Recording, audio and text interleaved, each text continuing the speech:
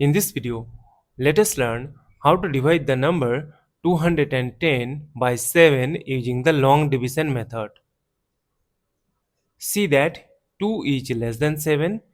That is why we will consider the number 21. We know that 7 times 3 is 21. Subtract, we get 0. Now 0 is less than 7. That is why we need to bring down this number 0 here. Now see that this is the number 0. So we need to remove one 0.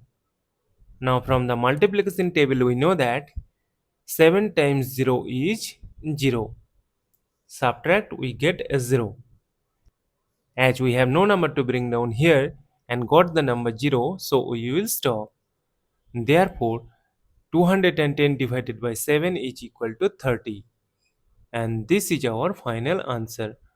Thank you for watching. Please like, share and comment on the video. Also do subscribe the channel.